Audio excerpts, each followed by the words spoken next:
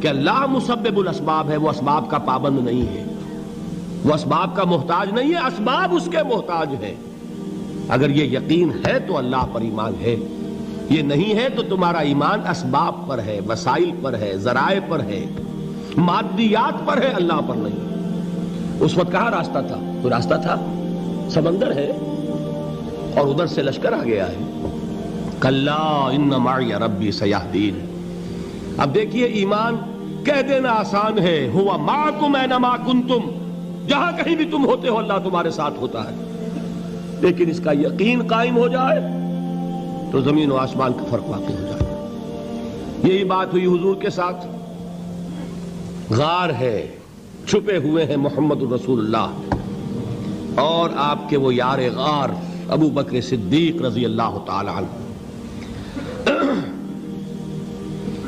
اقبال نے حضرت ابو بکر کی شان میں چند اشعار کہے صرف، لیکن واقعہ یہ ہے کہ بھاری بھاری نظموں پر اور قصیدوں پر بھاری ہے، طویل ترین نظمیں اور قصیدے ہوں ان پر بھاری ہے۔ ہمت ابو بکر کی ہمت جو ہے، کشت ملت را جو ابر، جیسے بارش سے کھیتی اپجتی ہے، ابو بکر کی ہمت اور عزیمت اس امت کو اسی طرح سینچنے والی ہے۔ ثانیے اسلام و غار و بدر و قبر، وہ دوسرے تھے اسلام میں، دوسرے پہلے کون تھے؟ انا اول المومنین، حضور فرماتے ہیں سب سے پہلا ایمان لانے والا میں، دوسرے ابو بکر۔ ویسے ہمارے ہاں یہ چلتا ہے اختلاف، حضرت علی پہلے ہیں کہ حضرت ابو بکر پہلے ہیں، لیکن اس میں بڑی خوبصورت تطبیق قائم کی ہے علماء نے اور بہت صحیح ہے۔ چار کے بارے میں فیصلہ ہی مت کرو کہ کون پہلے ہے، ان کی ایک عجیب تقسیم کر دی ہے۔ آزاد مردوں میں، بالغ مردوں میں سب سے پہلے ابو بکر، بچوں میں سب سے پہلے علی، خواتین میں سب سے پہلے خدیجہ، اور غلاموں میں سب سے پہلے زید ابن حارثہ۔ بڑی پیاری تقسیم ہے، یہ چاروں ہی پہلے ہیں، ہر ایک کے لیے اولیت ہے۔ اور واقعہ یہ ہے کہ اگر زمانی اعتبار سے تعین ہوگا تو پہلے خدیجۃ الکبریٰ آئیں گی رضی اللہ تعالی عنہ۔ کسی اور سے بات کرنے کی نوبت بعد میں آ سکتی ہے، پہلے تو اہلیہ محترمہ سے بات ہوئی، آتے ہی پہلی وحی ہوئی ہے، ابھی تبلیغ کا حکم نہیں تھا۔ کس کو بتایا واقعہ؟ ابھی اپنی نبوت کی تبلیغ کا تو حکم ہی نہیں آیا۔ واقعہ کس کا ہے؟ وہ خدیجہ کا ہے۔ جب کہا ہے کہ خشیت علی نفسی، مجھے اپنی جان کا اندیشہ ہے، تو کیا جواب دیا خدیجہ نے رضی اللہ تعالی عنہا؟ وہ صدیقۃ الکبریٰ ہے۔ صدیقات جو ہے خواتین، ان میں چوٹی پر خدیجۃ الکبریٰ ہے رضی اللہ تعالی عنہا، اور صدیق جو مرد ہیں ان میں صدیق اکبر ہے ابو بکر صدیق رضی اللہ تعالی عنہ، لیکن صدیقات میں چوٹی پر۔ جب حضور نے فرمایا خشیت علی نفسی، کیا فرمایا؟ کیا عرض کیا؟ کیسے تسلی دی؟ نہیں نہیں، اللہ آپ کو ضائع نہیں کرے گا، آپ غریبوں کے ہمدرد ہیں، آپ مساکین کے تکالیف رفع کرنے والے ہیں، آپ بیواؤں کی سرپرستی کرتے ہیں، آپ مسافروں کی خدمت کرتے ہیں، اللہ آپ کو ضائع نہیں کرے گا۔ یہ یقین ہے اس خاتون کے اندر۔ خیر وہ ایک علیحدہ بات ہو جائے گی۔ میرے دل پر حضرت خدیجہ رضی اللہ تعالیٰ عنہ کی شخصیت کا بڑا گہرا نقش ہے، جو وہ کوئی اور ہی وقت اور موقع ہوا تو بیان ہوگا۔ بہرحال اقبال نے ایک مصرے میں جو چار اولیتیں جمع کر دی ہیں، ہمت او کشت امت را چو ابر، ثانی اسلام و غار و بدر و قبر۔ اسلام میں حضور کے بعد پہلے کون؟ ابو بکر۔ غار میں حضور کے ساتھ کون؟ ابو بکر۔ بدر کی رات اللہ کا رسول سر بسجود، وہ جھاڑ، وہ گھاس پھوس کی جو جھوپڑی بنائی گئی تھی، اور وہاں تلوار ننگی لے کر پہرا دینے والا کون؟ ابو بکر۔ اور اس حجرہ عائشہ میں محمد کے بعد سب سے پہلے دفن ہونے والا کون؟ ابو بکر رضی اللہ تعالی عنہ وصلی اللہ علیہ وسلم۔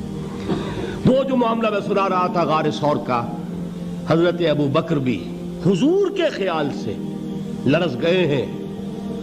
آپ کو یاد ہوگا کہ جا کر پہلے تمام جتنے سوراخ تھے انہیں بند کیا ہے.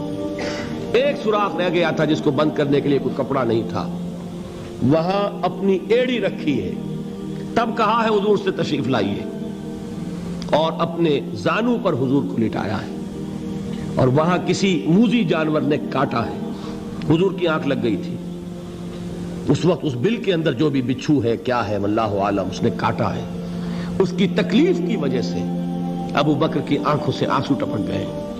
حضور کے چہرے مبارک پر پڑے ہیں تو حضور جاگے ہیں, معاملہ کیا ہے. ایڑی نہیں ہٹائی وہاں سے, مبادا وہ جانور وہاں سے نکل کر محمد الرسول اللہ کو کوئی گزن پہنچا دے. ابو بکر کی ایڑی ہے, جس طرح چاہے کھا لے, ختم کر دے, جان نکل جائے تب کوئی آنچ آئے محمد پر تو آئے, لیکن جیتے جی نہیں. وہ ہے ابو بکر. حضور کے خیال سے اس وقت حضور نے پھر اپنا لعاب دہن لگایا ہے, اور اس سے پھر آپ کی تکلیف ختم ہوئی. جیسے خیبر میں حضرت علی کی آنکھ دکھ رہی تھی, اس کو جو شفا حاصل ہوئی ہے وہ بھی حضور کے لعاب دہن سے ہوئی. تو بہرحال اس وقت انہوں نے کہا ہے کہ اے نبی یا رسول اللہ, اگر اس وقت ان میں سے کسی نے غیر ارادی طور پر بھی اپنے قدموں کی طرف جھانک لیا تو پکڑے جائیں گے. کیا جواب تھا اللہ کے رسول کا؟ لا تحزن ان اللہ معنا. اللہ ہمارے ساتھ ہے, کیوں گھبراتے ہو ابو بکر. یہ ہے ایمان باللہ, میرا مالک اللہ, میرا رازق اللہ, میرا محافظ اللہ, میرا مددگار اللہ, میرا پشت پناہ اللہ, میرا دوست اللہ. یہ دوستی ہے اللہ کی جو لب لباب ہے, حاصل ہے ایمان کا. اسی کا نام ولایت ہے.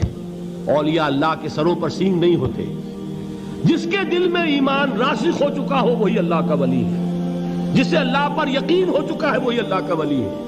جسے یقین ہے اللہ میرے ساتھ ہے, میرا مددگار, میرا پشت پناہ, میرا ساتھی, میرا دوست, میرا محبوب, میرا محب. اللہ اہل ایمان سے محبت کرتا ہے. واللہ یحب الصادقین.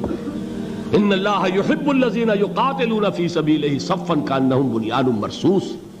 اللہ محبت کرنے والا, اہل ایمان محبوب, اور اہل ایمان محبت کرنے والے اللہ محبوب. والذین آمنوا اشد حبا للہ. آپ تصور کیجئے جسے یہ رشتہ ایمان یا رشتہ ولایت حاصل ہو جائے, الا ان اولیاء اللہ لا خوف علیہم ولا هم یحزنون. آگاہ ہو جاؤ, اللہ کے دوستوں کے لیے نہ کوئی خوف ہے نہ کوئی حزن ہے. اور میں بیان کر چکا تھا, خوف اور حزن کے خاتمے ہی کا نام امن ہے. زوال خوف, زوال حزن. یہ خوف اور حزن کیوں آتے ہیں بار بار؟ اللہ تخافوا ولا تحزنوا, دونوں آ گئے. الا ان اولیاء اللہ لا خوف علیہم ولا هم یحزنون, پھر وہی دو. وہ کیوں ہے؟ خوف ہوتا ہے کسی مستقبل کی بات کا, یہ نہ ہو جائے, وہ نہ ہو جائے, یہ نقصان نہ پہنچ جائے, یہ تکلیف نہ ہو, یہ غضب نہ آ جائے. خوف ہے مستقبل سے. حزن ہے یہ کیوں ہوا, یہ نہیں ہونا چاہیے تھا, یہ میرا فلاں چیز میرے ہاتھ سے جاتی رہی ہے, فلاں موقع نکل گیا, اب بیٹھے ہوئے ہیں اندر ہی اندر کڑ رہے ہیں, صدمہ ہے اور رنج ہے.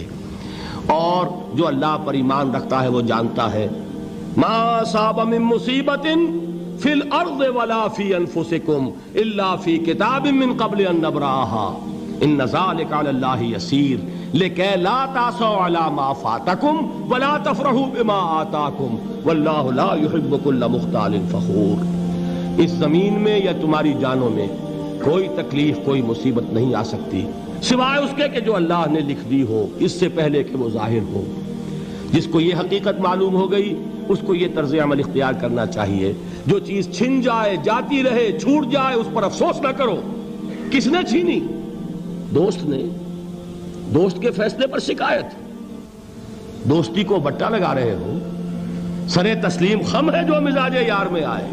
اگر دوستی ہے تو پھر تو تمہیں گردن جھکانی چاہیے کہ ہر ساقی ماریخت عین الطافست, جو بھی میرا ساقی میرے پیالے میں ڈال دے اس کا کرم ہے. جو اس کی طرف سے آئے اس پر کوئی رنج نہیں, کوئی صدمہ نہیں, کوئی غم نہیں, کوئی شکایت نہیں, کوئی شکوہ نہیں.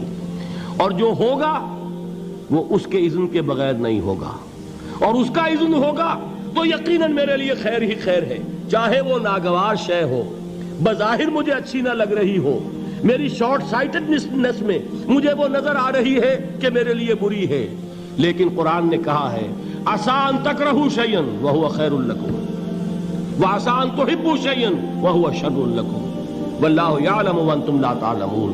ہو سکتا ہے تم کسی چیز کو ناپسند کرو درحال ہے کہ اسی میں تمہارا خیر ہو، اور ہو سکتا ہے تم کسی چیز کو پسند کرو درحال ہے کہ اس میں تمہارا شر ہو۔ اللہ جانتا ہے، تم نہیں جانتے۔ جب مجھے یہ بات معلوم ہو گئی، میں نے اپنا معاملہ اللہ کے حوالے کیا۔ سپردم بے تو مایا خیشرا دانی حساب کم و بیشرا، اے رب جو تو چاہتا ہے وہ ہو، تیرے علم میں جو شے میرے لیے خیر ہے وہ ہو جائے، میری کوئی پسند نہیں، میری کوئی چاہت نہیں، یہ ہے راضی برضائے رب۔ اکبر الہ آبادی نے اسے کہا ہے رضائے حق پہ راضی رہ، یہ حرف آرزو کیسا، خدا خالق، خدا مالک، خدا کا حکم تو کیسا۔ جب میں آ گیا بیچ میں، میری پسند، میری مرضی، میری خواہش، میری چاہت، یہی تو شرک ہے۔ ما شاء اللہ کان وما لم یشاء لم یکن، جو اللہ نے چاہا وہ ہوا، جو اس نے نہیں چاہا نہیں ہوا، اختیار اس کا ہے، میرا تو نہیں۔ رضائے حق پہ راضی رہے، یہ حرف آرزو کیسا، خدا خالق، خدا مالک، خدا کا حکم تو کیسا۔ اقبال نے اسے کہا ہے فارسی میں، اب آپ کہیں اس کا ترجمہ بھی کرو تو وہ مجھے ذرا اس وقت کچھ بہت ہی بدذوقی کسی بات نظر آئے گی۔ جائیے پوچھئے کسی سے جسے فارسی آتی ہو، برو کشید ز پیچا کے ہست و بود مرا، چے اقدہا کے مقام رضا کشود مرا۔ مجھے تو تمام پیچ و خم سے نکال دیا اس مقام رضا نے، میں راضی برضائے رب ہوں، جو فیصلہ اس کا میں اس پر راضی۔ تو کہاں کا حزن اور کس کا خوف، یہی زوال حزن اور زوال خوف، یہی ہے امن، یہ نتیجہ ہے ایمان کا۔ تو جان لیجئے یہ ہے لب لباب، یہ ہے حاصل ایمان کا، یہ ہے تو ایمان ہے، یہ نہیں ہے تو ایمان نہیں۔